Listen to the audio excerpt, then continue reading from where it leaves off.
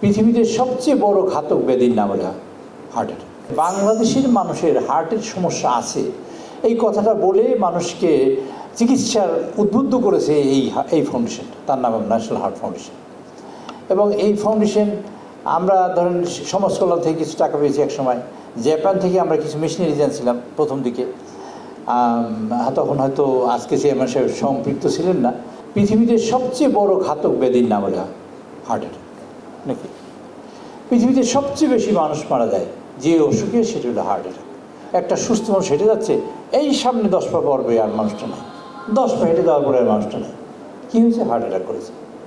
এই হার্ট আল্লাহ রাব্বুল আলামিন সৃষ্টি করে দিয়েছেন, বুকের মধ্যে আছে কিন্তু আপনার কন্ট্রোলে নেই, কোনো মানুষের কন্ট্রোলে নেই। আমি ইচ্ছে করলে 10 মিনিট হার্ট বন্ধ করে রাখতে পারবো? আমি ঘুমালাম, হার্ট তুমিও আমার সাথে ঘুমাতে পারবে? ঘুমাবে না। হার্ট কখন ঘুমে না? জন্ম যেদিন শুরু হয়েছে সেই দিন থেকে আমি যেদিন থাকবো না সেই দিন মধ্যে হার্ট সচল। আমার কথা শুনে না, একজনের কথা শুনে, উপরে তার কথা শুনে তিনি ডিসাইড করে দিয়েছেন হার্ট কতবার পাম্প করবে। আমরা দিনে 1,04,000 বার শ্বাস প্রশ্বাস করি, 1,04,000 বার। 1,04,000 বার শ্বাস প্রশ্বাস করি। একটা মানুষের যদি 65 বছর বয়স হয় তাতে প্রায় 300 কোটি বার শ্বাস প্রশ্বাস করে একটা মানুষ। আল্লাহ রাব্বুল আলামিন এমন করে সৃষ্টি করেছেন, সেই 300 কোটি বারের যদি আমাদের সবাই হিসেব দেওয়া শুরু করে যে আপনার প্রত্যেকটা শ্বাসে হিসেব দেন, তো কোনো হিসেব নেই। কারণ হিসেব দেওয়ার কোনো শক্তি আমরা রাখি না। কী পরিমাণ কেমিক্যাল আমরা মুরগির মাংসের মধ্যে খাই আমরা জানি না, কী পরিমাণ আমরা মাছে খাই তা আমরা জানি না, কী পরিমাণ শাকসবজি থেকে জানি না।